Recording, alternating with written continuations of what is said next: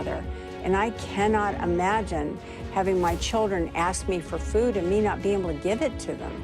I don't know what that does to a human spirit. Israel's controversial aid hubs were closed today. The roads around them declared combat zones. So does Cindy McCain believe humanitarian relief is being weaponized? We'll bring you our conversation. After military humiliation, now a threat of retaliation from Vladimir Putin. That's as one of his ministers tells Sky News he can't rule out a nuclear response. This is a question to our military people and our Supreme Commander. I am not in a position to speculate. All options are on the table. Plus, find out what links this arson attack in East London to a shadowy mercenary group controlled by Russia. That's all coming up on The World with me, Yalda Hakim.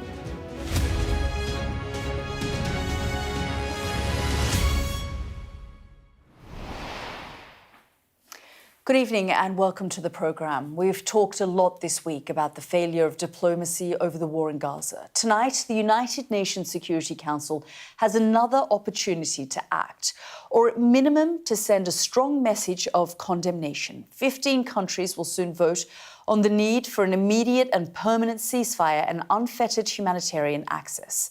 The thing is, we already know what is likely to happen. It'll likely be a repeat of 6 months ago when the United States used its power of veto. Desperate civilians who have endured 20 months of war should never face the risk of death or injury to simply feed themselves and their families. Israel's newly introduced measures for aid delivery are inhumane, foster desperation, and endanger civilians. That was the UK's Foreign Minister in the House of Commons threatening sanctions but giving no detail. And as they give speeches and have debates in Western capitals, the situation in Gaza is getting worse. I've been speaking to the woman who leads the World Food Programme. Cindy McCain told me her organisation is in contact with Israel every day to try to increase the flow of aid. She said she'd seen no evidence of Hamas stealing humanitarian supplies and that 500,000 people are catastrophically food insecure. Well, we'll take you live to the United Nations as the big moments happen tonight. But first, just have a listen to my conversation with Cindy McCain. During the last ceasefire, WP was able to get in about 600 trucks a day, and we had about 400 feeding sites throughout Gaza. That's the kind of access that we need, and we need it now. We can't wait for this. We need safe, unfettered, clear access all the way in, and we're not getting that right now. And so occasionally what you'll see are people that are starving, they're hungry, they're doing what they can do to feed their families. We've been asking all along to please give us access, to give us more access, all those things. And so we're hoping that eventually we will be able to do that. But I might also add, it's very, very, very important that people realize that the only way to stave off malnutrition, catastrophic food insecurity, and of course famine would be by complete and total access for organizations like mine. And we, by the way, are the biggest and the best at doing this. Ambassador, you and I have spoken a number of times over the course of the last 20 months, and I know that you've been pleading with the Israeli authorities throughout that time to give you the kind of access that you're talking about, which you say you received when that ceasefire took place, which unfortunately has broken down now. But what are they saying to you now in terms of getting access? Because it seems like the only group that's allowed in is this Gaza Humanitarian Foundation. Well, our people that are on the ground within Gaza and, of course, in Jerusalem are talking every day to the Israelis. So we're not going to give up. We do believe it's not only necessary, but it's urgent that we get in and get in at scale. And so my job is to continue to plead for access and for the ability to make sure that we can get the kinds of foods in, not just food in general, although that's a large part of it, but with these extra feeding supplements for infants and little kids also. So we're looking at a generation of children that won't have a chance in life because they haven't had the proper nutrients. And right now we're looking at over 500,000 people inside Gaza that are catastrophically food insecure. So it's critical that we get in and we get in now. And we've been hearing a chorus of international leaders criticising the way in which the Israeli authorities have handled not just the blockade that we saw for 3 months, but the distribution now. In fact, the CEO of the Gaza Humanitarian Foundation resigned and said the principles of international law, humanitarian law, were not being followed in terms of the way that the aid is being distributed. Do you believe that Israel is weaponizing aid? Well, here's what I do know, and I can speak from experience with WFP. We believe in principled humanitarian distribution settings. It's very, very important to make sure that these people can count on food coming in, because it's not being able to determine whether more is going to be coming that sends a panic out. Do you believe that Hamas is taking the aid? I've not seen anything like that. I don't know. I have no way of knowing because I've not been there in person. So you just don't know at this stage when Israel says, No, look, we shot know. at this number of people, or...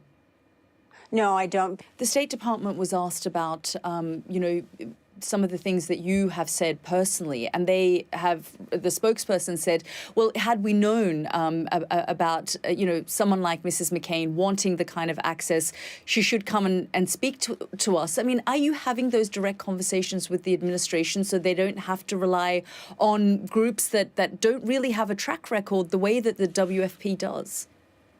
Yes, we've been talking to everybody, and we will continue to talk to everybody and anybody who we can work with to get food in. Again, it's extraordinarily critical right now, and we must be able to get in and get it, as I said, and get in at scale so that we can avert famine in the long run. And I'll say it one more time, these children are not going to have a good outcome if we can't get them fed properly. And that worries me the most. I think what would worry me if, I try to put myself in their situation. I'm a mother and a grandmother, and I cannot imagine having my children ask me for food and me not being able to give it to them. I don't know what that does to a human spirit, but I don't want to see any more of that as a humanitarian aid worker. The former UN humanitarian chief said to me that what was happening in Gaza is unequivocally genocide. That was Martin Griffiths. We heard Tom Fletcher, his successor, say that genocide needs to be avoided and therefore aid needs to also be allowed into the Gaza Strip and it shouldn't be weaponized. What's your take?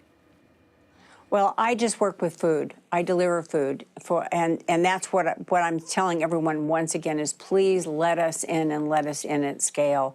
I'll leave the rest of the descriptions to those who are more involved in that. Ambassador, I want to turn your attention now to the situation in Sudan, another topic that you and I have spoken about in the past, the humanitarian crisis in Sudan. Your assessment of the current situation, because politically things have started to shift and change on the ground in Sudan as well. Yes, Sudan is, in our opinion, WFP, is the world's largest humanitarian crisis.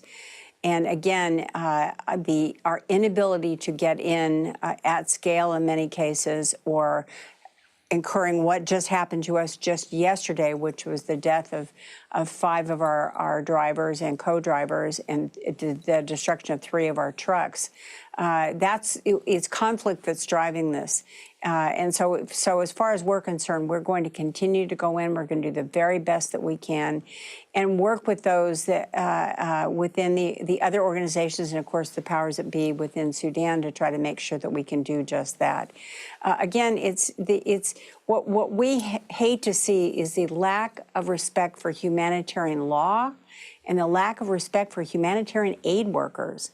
We're not targets, and we're not supposed to be targets. So I think the world community needs to remind the rest of the world about this, too. We've seen it in Gaza. We've seen it in Sudan. We've seen it in other parts of the world. There's definitely been a shift, and we need more help, not just from the United Nations, but from governments around the world to say this has to stop. You cannot target humanitarian aid workers. Ambassador McCain, always good to talk to you. Thank you so much for joining us. You were just listening to my conversation with Cindy McCain, the WFP chief. Let's take you straight to New York now, where the UN Security Council is planning on voting on a resolution demanding an immediate and permanent ceasefire in Gaza. And we understand the United Nations will be vetoing that vote. Let's just have a look and a listen to what the United States is currently saying. Colleagues, the U.S. opposition to this resolution should come as no surprise. It is unacceptable for what it does say, it is unacceptable for what it does not say, and it is unacceptable for the manner in which it has been advanced. The United States has been clear. We would not support any measure that fails to condemn Hamas and does not call for Hamas to disarm and leave Gaza.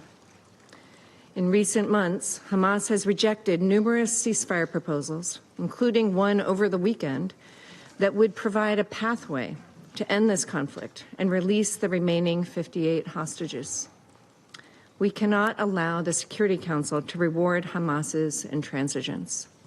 After all, it was Hamas who started this brutal conflict on October 7th, 2023, when Hamas perpetrated the worst massacre of Jews since the Holocaust.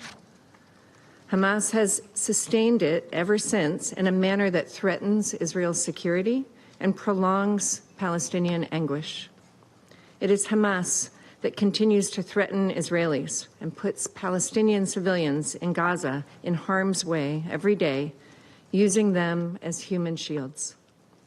They have brutally suppressed those brave enough to challenge its despotic rule. It is inexplicable that many members of this council still refuse to acknowledge that Hamas could end this conflict tomorrow by surrendering and laying down its arms. It is unconscionable that the UN still has not labeled and sanctioned Hamas as a terrorist organization. In addition to refusing once again to condemn Hamas for the cowardly and evil acts that set this brutal conflict into motion, this resolution contains other serious defects. The United States has taken the very clear position since this conflict began that Israel has a right to defend itself, which includes defeating Hamas and ensuring they are never again in a position to threaten Israel. In this regard, any product that undermines our close ally Israel's security is a non-starter. This resolution would undermine diplomatic efforts to reach a ceasefire that reflects the realities on the ground and emboldens Hamas.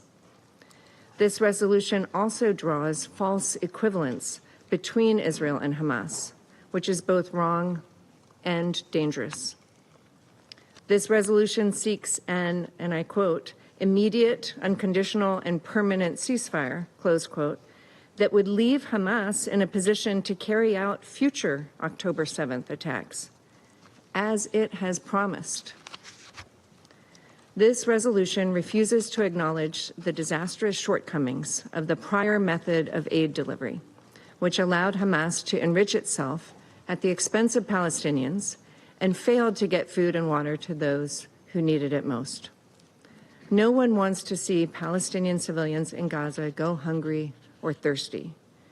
We instead urge the UN and NGOs to support the Gaza Humanitarian Foundation to help it safely deliver aid without being diverted by Hamas.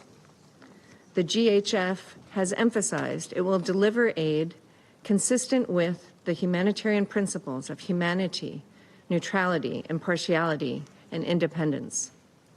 Colleagues, we've been clear that in order to move forward, Hamas and other terrorists must have no future in Gaza. As Secretary Rubio has said, if an ember survives, it will spark again into a fire. This council should use its power to pressure Hamas to accept the proposal on the table. Only after the terror group's removal can Israel be secure within its own borders, and can Gaza advance toward a brighter and more prosperous future. The United States has worked tirelessly with Egypt and Qatar to bring an end to this horrific conflict for the sake of the region's people They want a path forward with opportunity and the prospect of a better tomorrow. Israelis yearn for a future where they aren't threatened by daily rocket barrages and other acts of terrorism. Palestinians deserve an opportunity to rebuild their lives, free of Iran and the influence of its insidious terrorist proxies. Rather than push forward a resolution that unjustly rewards terrorism, undermines negotiations, and allows Tehran to continue fomenting instability, let's instead demand that Hamas surrender, disarm, and leave Gaza forever, for the sake of all the region's people. Moreover, we need to be perfectly clear. Performative actions in this Council designed to draw a veto, as evidenced by the process of formulating this resolution, wherein there was no true negotiation, are harmful at a time when there is delicate diplomacy going on in the region to reach a ceasefire. Further, engaging in this performative process at a time when serious questions are being asked about the utility of the UN, its funding, and use of resources is shameful. This Council should not be used in this way. This Council must hold itself to a higher standard. Meanwhile, we've had our negotiators on the ground trying to hammer out a real agreement to get hostages released, get a ceasefire, and provide humanitarian assistance. Finally, the United States will never stop working to free all the hostages, including the remains of 4 Americans murdered by Hamas, who have now been held in squalid conditions for 607 days. They will not be left behind. Thank you. I thank the representative of the That United was States. the US ambassador to the United Nations, Dorothy Shea, speaking there. And of course, as we said, the UN Security Council work and are conducting a vote on a resolution demanding an immediate and permanent ceasefire in Gaza. And as expected, the Trump administration has vetoed it because it does not link the ceasefire to the release of all the hostages held by Hamas. The US also vetoed the last resolution on Gaza in November under the Biden administration because the ceasefire demand was not directly linked to the immediate and unconditional release of all hostages. And similarly, the current resolution demands those taken by Hamas and other groups be released, but it does not make it a condition for a truce. We'll be monitoring the UN Security Council, and as we hear from more speakers, we will be bringing that to you throughout the programme. Now to the rest of the day's news, and we've shown you images over the past few days of audacious attacks inside Russian territory carried out by Ukrainian security services. Now Vladimir Putin is plotting his revenge, and he confirmed that in a phone call this afternoon with Donald Trump. Our Moscow correspondent, Ivor Bennett, has been speaking to Russia's deputy foreign minister and sent us this report. It was an attack that left 7 dead and dozens injured. A bridge in Russia's Bryansk region blown up as a passenger train passed underneath. Ukraine hasn't commented on it, but Moscow says Kyiv's to blame. And now, 4 days later, Vladimir Putin's given his first response. The Kyiv leadership has moved on to organising terrorist acts, and at the same time they're asking to suspend hostilities for 30 or even 60 days, asking for a meeting at the highest level. But how can any such meetings be conducted in such circumstances? What should we talk about? How can we negotiate with those who rely on terror? It's exactly what Ukraine said of Russia for the past 3 years, but no mention of that.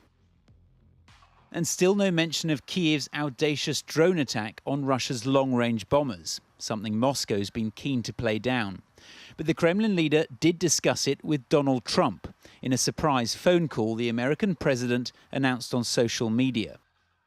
We discussed the attack on Russia's docked airplanes by Ukraine and also various other attacks that have been taking place by both sides. It was a good conversation, but not a conversation that'll lead to immediate peace.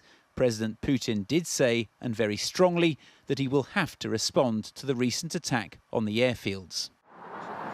Moscow said the call focused on Ukrainian attacks on Russian civilians. It's barely a week since Donald Trump called Vladimir Putin crazy for a series of Russian attacks on Ukraine. But now the attacks have been coming in the opposite direction. It feels like the Kremlin is trying to turn the tables on Kyiv and cast itself as the victim. The aim, I think, is to make Donald Trump believe that Russia has the right to respond. And as for how Russia might respond, there was this ominous warning. We demand that both London and Washington react in a manner that will stop this cycle of escalation. So how will Russia respond? Are all options on the table, or can you rule out a nuclear response? This is a question to our military people and our Supreme Commander. I am not in a position to speculate. All options are on the table, that's right. There aren't many options on the negotiating table, though. After Monday's peace talks, still no plans for any more, with the two sides seemingly further apart than ever. Ivor Bennett, Sky News, Moscow. So Russia has said it will respond to that Ukrainian drone attack, but what else has this told us about the wider war? Well, that's what Richard Engel and I have been chatting about this week. We both spent time on the front lines and have seen these types of drones in action. Here's a little bit of our conversation this week. Have a listen. And I thought what was also quite significant was the fact that, US allies weren't informed. I mean, this is Ukraine driving this. And Trump has said time and time again to Zelensky, he said it in sort of backhanded comments, that the Ukrainians will be nowhere without American help. They'd be finished, that the Ukrainians should be clamoring for a deal. Maybe they should or maybe they shouldn't, but the implication from Trump is they would be nowhere without us. They would be nowhere without American weapons. And that wasn't the case in this attack. Yeah, absolutely. It won't just be, Western governments taking note and learning lessons about the way in which Ukraine launched this operation and how exposed Russia was. But the likes of China will be also looking at this. Okay, if we were to go into some kind of confrontation with the United States, what tactics would we use? And you can listen to our conversation in full by scanning the QR code on your screen. Now let's turn to an arson attack allegedly carried out on UK soil as part of a Russian mercenary plot.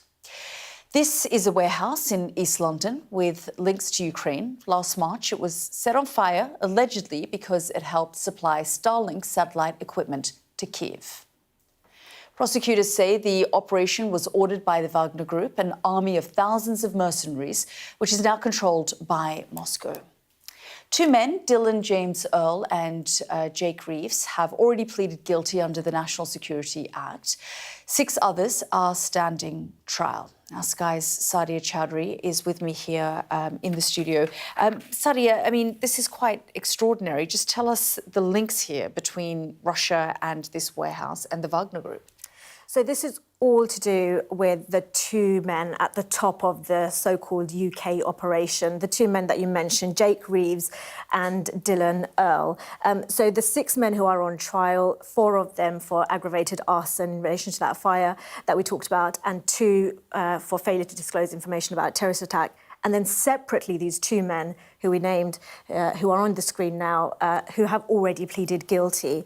And the prosecution say that by pleading guilty, they have already accepted that they have worked for or on behalf of a foreign power and accepted cash from the Wagner Group. And the prosecution say that they will bring a witness during the course of the trial who will confirm that the Wagner Group has worked and is working directly under the Russian government, under the command of the Russian government in activities including sabotage. Sadia, what more do we know about how these men were recruited?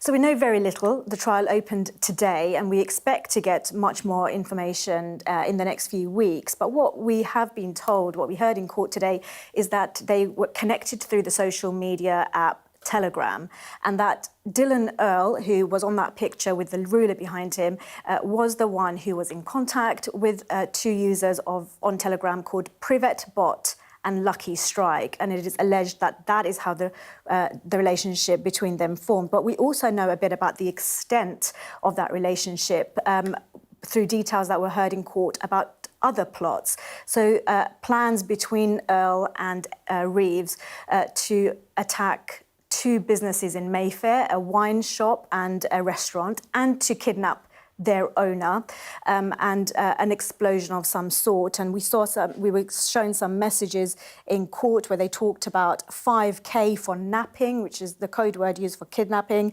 And then later, Earl says yes up front, napping 50K, to which Reeves replies, OK, what day? So we expect there to be a huge amount of evidence heard over the next few weeks. Extraordinary. Sadia, thank you so much. You're watching The World with me, Yalda Hakim. Still to come on the programme, the very latest on the new search for Madeleine McCann in Portugal.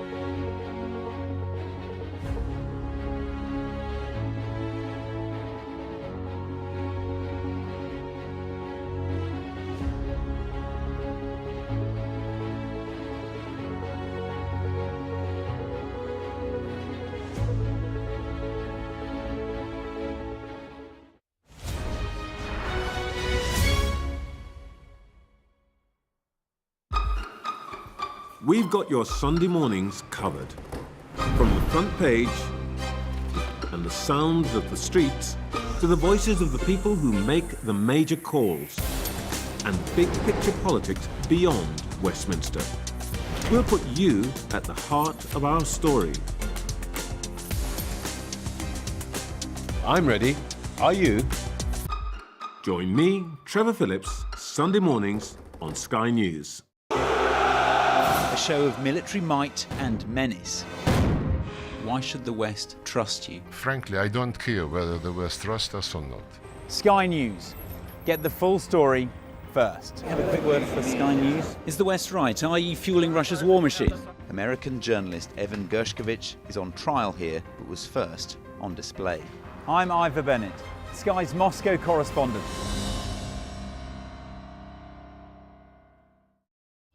We arrive. A secret hospital hidden in the Myanmar jungle, treating the victims of this bloody war. This is Myanmar today. Its military rulers don't want the world to see, but we have. I fight for my own future. I fight for my generation's futures. This is an actual crime. They don't care for that. Myanmar army is only a couple of kilometers away. So this is a major humanitarian disaster.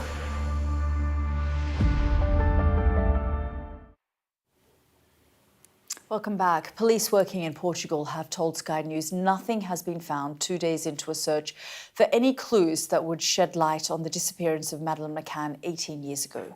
The new police operation has been focusing on sparsely developed lands some 3.5 miles away from Praia de Luz, where the toddler was last seen. Here's our correspondent Dan Whitehead. Shifting rubble, cutting through dense shrubland, the search is well underway. They are looking for any clues that lead to Madeleine McCann's whereabouts. Well, this is one of 3 of the derelict farm buildings which we've seen police searching on day 2. They've been emptying buckets of rubble from inside the buildings, and they've been using chainsaws in dense undergrowth as well. With the rubble cleared, there are reports ground-penetrating radar will scan these floors. But 18 years on from when she went missing, police won't comment on just what intelligence has brought them back. They use identification work if any bone fragment appears, and this is done in the laboratory unit.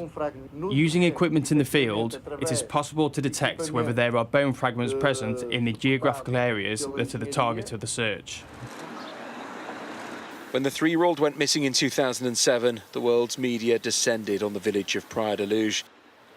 Nearly 2 decades on, the impact in the resort can still be felt. Just metres from the holiday apartment where Maddie was sleeping. Taryn from the UK runs a beauty spa. I think people are really upset about it because it just keeps dragging down Praia da Luz. It's all people think of when they, hear of Praia da Luz, where Maddie went missing. All I've ever heard about is how badly everyone was affected, and it took a long, long time to recover. So this keeps dragging it all up again. The search here is due to finish on Friday. One officer told me off camera that so far nothing has been found. There are 2 days left to uncover something somewhere that might just lead to Madeleine. Dan Whitehead, Sky News, in Negos, Portugal. This is The World with me, Yalda Hakim. Next up on the programme, we turn our focus to Sudan, where the desperate wait for aid was prolonged for some after an attack on a UN convoy.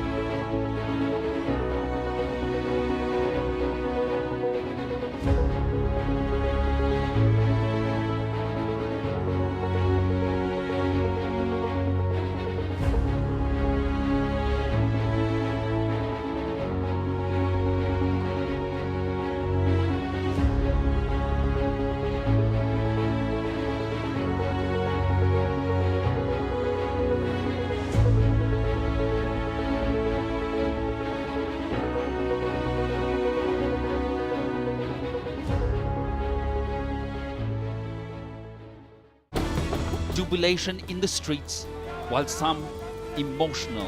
This is a political victory for Prime Minister Modi and his Hindu Nationalist Party. I'm Neville Lazarus, and I'm Sky's reporter based in Delhi. Companies like these are helping India in its trajectory to be a serious player in space exploration.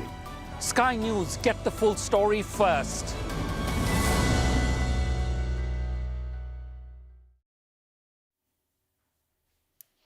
The war in Sudan rarely gets the same level of attention as conflicts raging in Gaza and Ukraine. But consider this. As of today, over 30 million people living in Sudan are in need of aid, almost half the population of the UK. We are seeing suffering on a huge scale, and that's why an attack on a UN aid convoy yesterday in North Darfur was so shocking. The very people trying to alleviate the crisis. In total, 5 people were killed and several more injured. The Foreign Secretary called it a violation of international law and said the perpetrators must be held to account. But will they? In a moment, I'll be speaking to a photojournalist, Giles Clark, who's just come back from Khartoum, and will share his thoughts. His pictures illustrate the destruction, the despair, and the need for a ceasefire. We're now more than 2 years into this conflict between the Sudanese army and paramilitary rapid support forces, and yet news coverage, diplomatic pressure don't seem to have moved the dial towards peace. Our Africa correspondent, Yusra El-Bagir, has covered the impact on its population. Have a listen.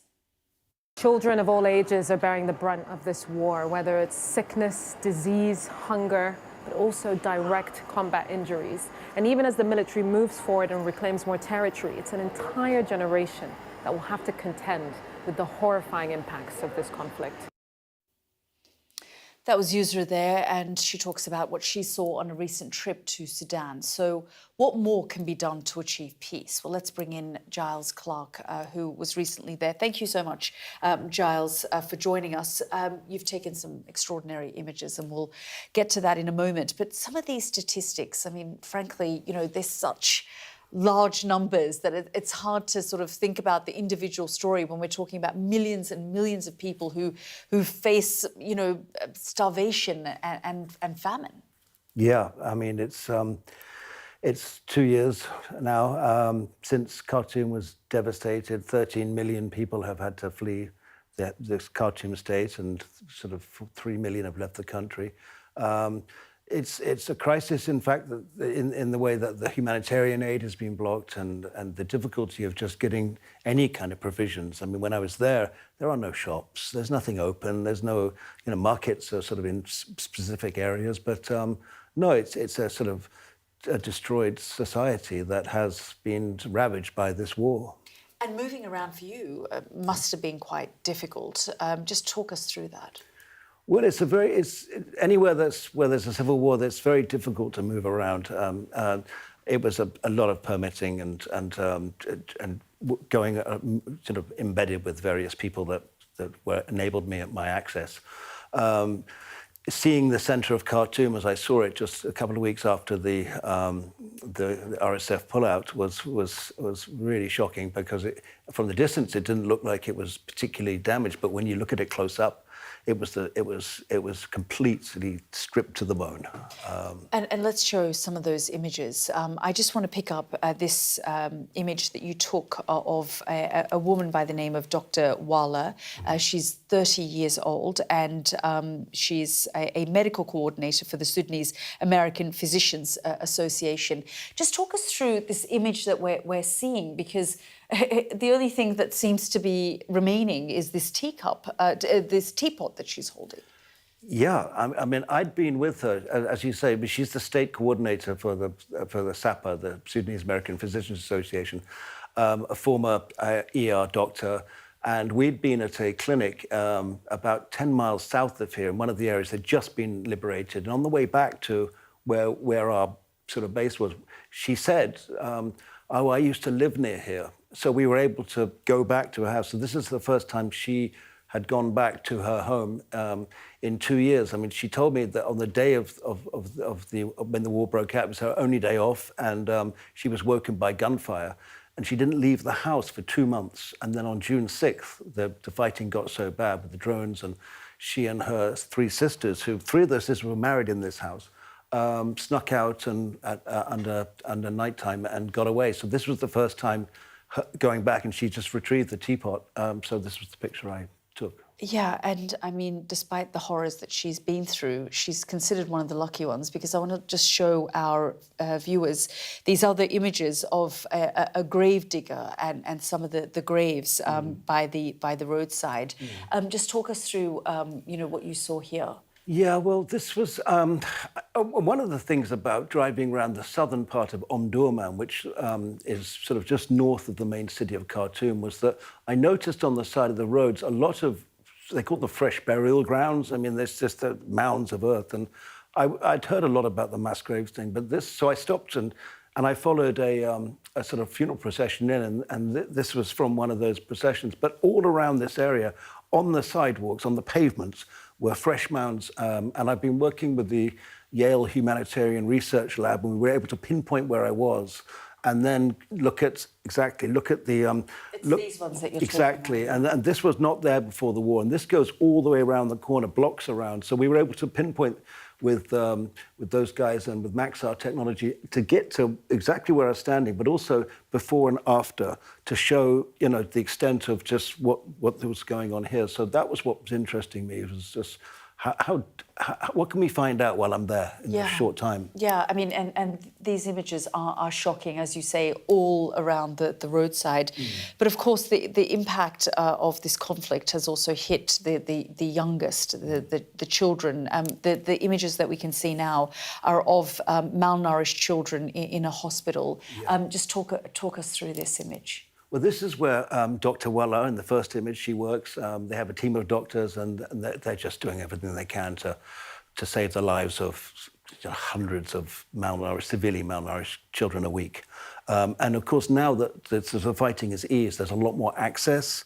So people, mothers and families are coming back, and they're also, this access provides the sort of ways to get to the hospital finally. So, you know, we're hearing stories of whole families have lost children. These are, in some ways, these are the lucky ones. But this is Renaud. He's 3 years old. His sister there, and this is just another day in Al Balouk Hospital, which was the only pediatric hospital working in Khartoum during the war. So, yeah. I think what you find in these conflicts, certainly experiences I've had, is when the fighting is intense, you don't really understand the full scale and numbers of those impacted. It's when the fighting stops that you realise the malnourishment and what people have actually gone through, because they then can come to hospitals and places of safety to get the treatment that they need. Exactly. We heard a lot of testaments from the doctors who were working there saying that was their big thing, was that they didn't, the 200% or 300% rise in the amount of cases that just in that week when I was there in the hospital. So it's you know, it's just an ever-growing problem, and the fact that, of course, that they need many more supplies and they're not getting any more supplies. So. We've been covering the conflict through our reporter Yusra for the last couple of years. But what are your key takeaways of this conflict and what you've witnessed in Khartoum? I think that, you know, I mean, look, it goes back to 30 years of military rule and a violent military coup and a population just under the thumb of sort of very, very violent. I mean, the RSF really have ravaged the population and the city with no respect for civilian life. It's going to be a long time before they find their feet again. Giles, we're so grateful that you've come and shared your photographs with us and your thoughts. Thank you so much. Thank you. I just want to switch now to Sudan's neighbour, because across the border, conflict is threatening to reignite in South Sudan, the world's youngest nation. Aid groups have warned that dozens of civilians have been killed or injured in airstrikes in recent weeks. That's as the army clashes with militia groups. The violence is threatening to worsen a displacement crisis already underway in both nations. I've been speaking to the International Organization for Migration's France Celestin, who is its regional director for the East Horn and Southern Africa. Have a listen. South Sudan has experienced social tensions and civil wars for many years, but the most recent tensions that we are experiencing is because of the breakdown of the power sharing agreement between Riek Machar and Salva Kiir. This now brings South Sudan to the brink where we see very few moves that can take it back from the brink of civil war.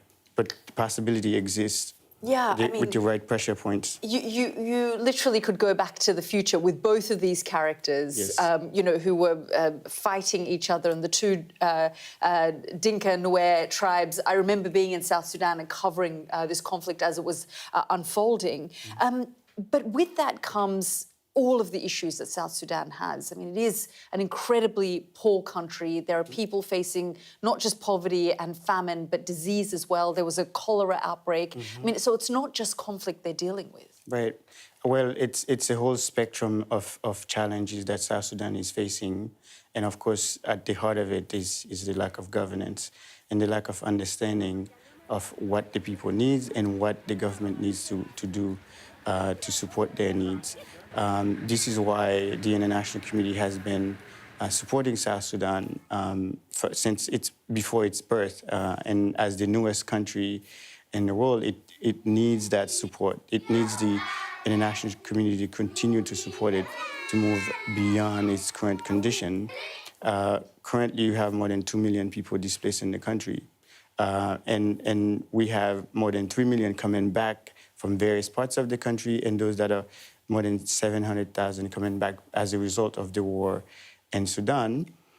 So we even seen the spillover of the civil war in Sudan affecting South Sudan. Which is what I was going to say. I mean, the fact is that the international community is struggling to deal with the issues in Sudan, let alone an age-old conflict between these two men who have been at each other's throats for the longest time. Do you feel, or are you hopeful that the international community will give this the attention it needs? Well, we have to. If we don't, millions of people will be affected. We remember 2013 and we remember 2016, the last two times we've had such outbreak of violence in the country. Now, if it happens, it'll get worse. A lot more people will be exposed, and we fear that a lot more people will die in the process. But that's not the only thing. If there were to be outbreak of violence, general outbreak of violence, it would not be confined to the borders of South Sudan. We already seen the impact it's having in the Gambala region of Ethiopia. So the spillover effects can have impact on Kenya, on Ethiopia, and the neighboring countries. So we have to do something to prevent that from happening, not only to save lives inside South Sudan, but also to prevent it from spilling over outside of its borders. That was the IOM's Franz Celestine. This is The World with me, Yalda Hakim. Next up on the programme, President Trump promises to hit the world with a new economic shock. Our economics and data editor, Ed Conway, counts the cost.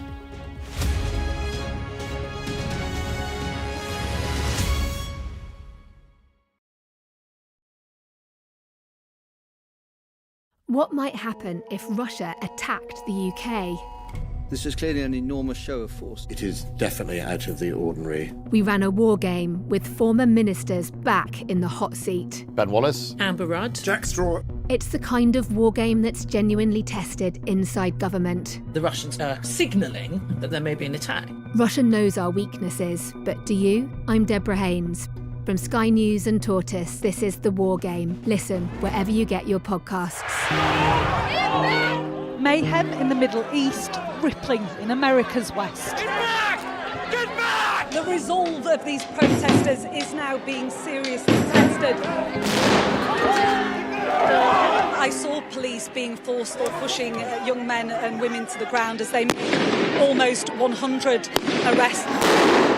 None of this is a peaceful protest. I'm Martha Kellner, and I'm Sky's US correspondent based here in Los Angeles.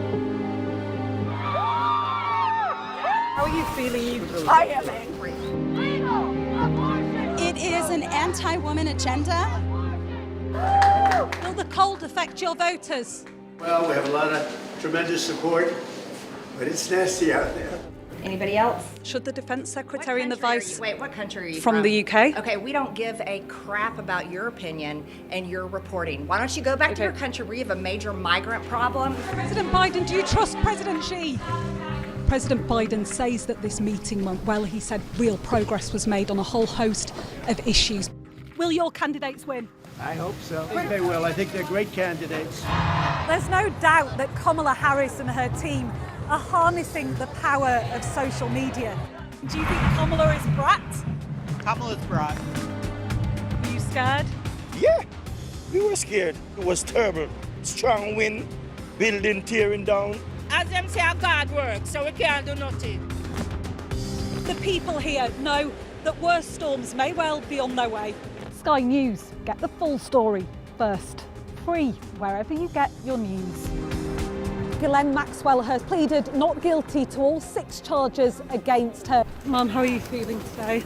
Jeffrey said, you answer to Ghislaine, you just don't cross her. We've got your Sunday mornings covered. From the front page and the sounds of the streets to the voices of the people who make the major calls and big picture politics beyond Westminster. We'll put you at the heart of our story. I'm ready. Are you? Join me, Trevor Phillips, Sunday mornings on Sky News. A show of military might and menace. Why should the West trust you? Frankly, I don't care whether the West trusts us or not. Sky News. Get the full story first. Have a quick word for Sky News. Is the West right? Are you fueling Russia's war machine? American journalist Evan Gershkovich is on trial here, but was first on display. I'm Ivor Bennett, Sky's Moscow correspondent.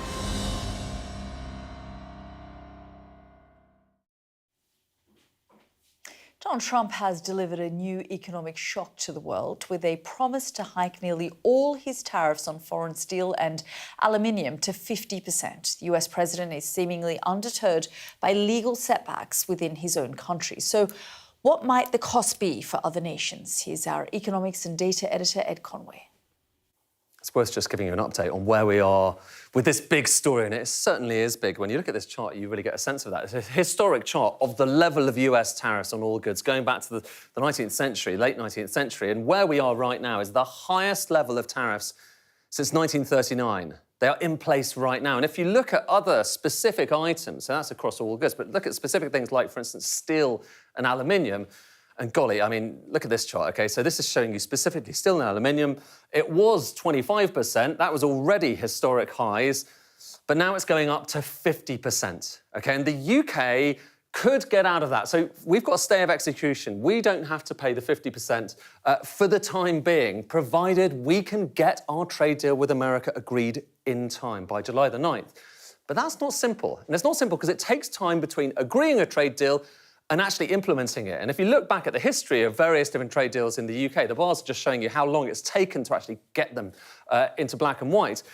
UK accession to the CPTPP, that's kind of a trade partnership, 625 days. Deal with Australia, 714 days. Last time we were trying to reverse trade tariffs, 71 days. And right now, we're on 28 days. So we've done 28 days. We have up until the 9th of July, which is 63 days, to get this done in time, or else who knows what's going to happen. And there's a lot of stuff that needs to be agreed. So if you go into the small print, OK, so this is the small print as we have it so far. There's not much of it. But what we do know is, for instance, OK, there's cars, looks relatively simple, but actually there's still some big question marks over who's actually going to get the quotas. Is it first come, first serve, for instance? Pharmaceuticals, lots of question marks there. And when it comes to steel and aluminium, well, for instance, one of the things that the US is very, very particular about is they want any steel imports into the US that are going to be excluded from those tariffs to be only melted and poured in the UK.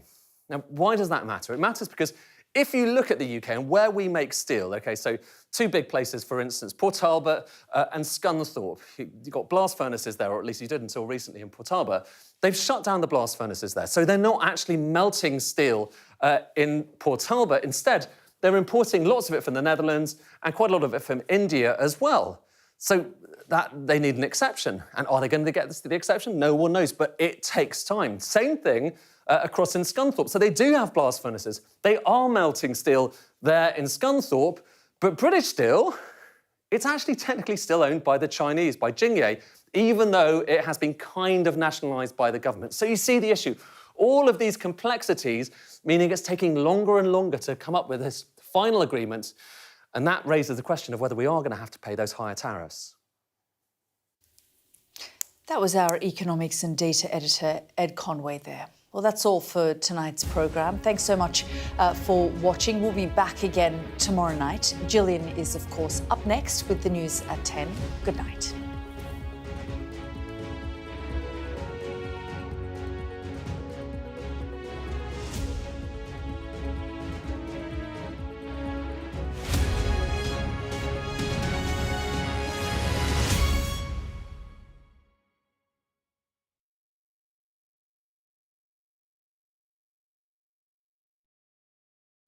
We arrive.